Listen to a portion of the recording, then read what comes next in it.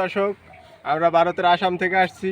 বাংলাদেশের এক লোক কৃষি গবেষণার ভালো চাষাবাদ করছে, বড়ই, টক, মিষ্টি, এই নানা প্রজাতির বাগান করছে।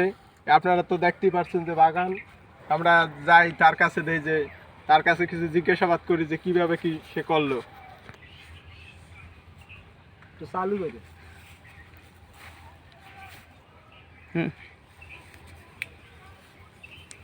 আসসালামু আলাইকুম। জি, ওয়ালাইকুম আসসালাম। ভালোই আছেন না? আসসালাম ভাই, আপনার যে বাগান অনেক কিছু দেখলাম, এগুলো সব শুনলাম।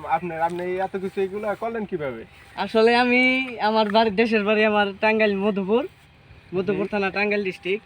তো এইখানে আমি অনেকদিন ছিলাম। এইখানে যে অল্প কিছু জায়গা কিনা এই যে বাগান করছি, এই যে বড়ই বাগান, বিভিন্ন জাতের বড়ই টরই আছে এখানে।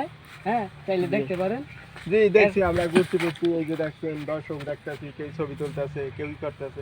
এই জন্য যে আপনারা জরুরি করলাম যে লোকটাকে কার জি এই জি, এই বাগান, যে অনেক অনেক জায়গা থেকে প্রতিদিন অনেক লোকজন আছে এগুলো সেই জন্য আমরাও আসছি যে যে আপনার সাথে কথা বলেছি যে কিছু কি করা যায় কিনা সেভাবে।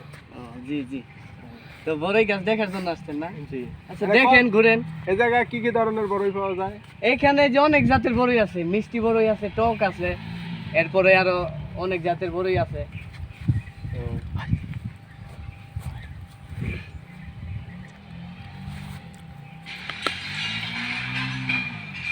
কারণ রেডি হ্যাঁ ভাই, এই যে মোবাইল আমরা বের বাগানে আসলাম, এই জামাটা কাটতে গেছে। বড়ই আছে, ভিআইপি কোন কোন জাতের বড়ই আছে যেটা অনেক ভিআইপি সুস্বাদু লাগে খাইতে? এসব কোন ধরনের বড়ই আছে ভাই? আচ্ছা, যেহেতু আপনি মিষ্টি টক এগুলো বড়ই দেখা গেছে অনেক সময় আমাদের খাইছেন, তো সেহেতু আপনি একটা টক বড়ই, এই টক বড়ই খাবেন না ঝাল বড়ই খাবেন? আমার একটা জীবন তো অনেক বড়ের নাম শুনছি, কিন্তু জালবড়ের নাম তো জীবনে প্রথম শুনছি। আমার ভাগে একটা জালবড়ি খাইলে ভালো হয়, যে টেস্ট করে দেই যে বড়ইটার স্বাদটা কি হয় জালবড়ের। আচ্ছা, আমার ছোট ভাই আছে, ওরে ডাক দেই তো বড়ই ফিরে আনো। এই নজরুল, হ্যাঁ ভাই, এই ভাই ওইখান থেকে টক বড়ই ফিরে নিয়ে আসতো।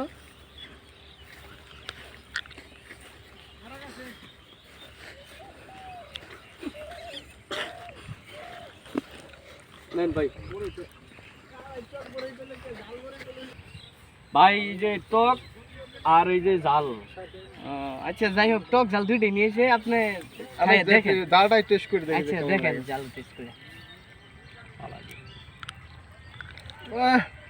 জিভটার ছাল ভাই সব উঠে যাইতেছে ভাই, এত তো আমার এক সপ্তাহ ভাত খাওয়া যাবে না। ভাই এটা অন্য জায়গাতে গাছ আইনা লাগাই নিছে, তো এর লেগে জাল জাল বড় এটা আনি। এটা কোন দেশ থেকে আনছেন ভাই?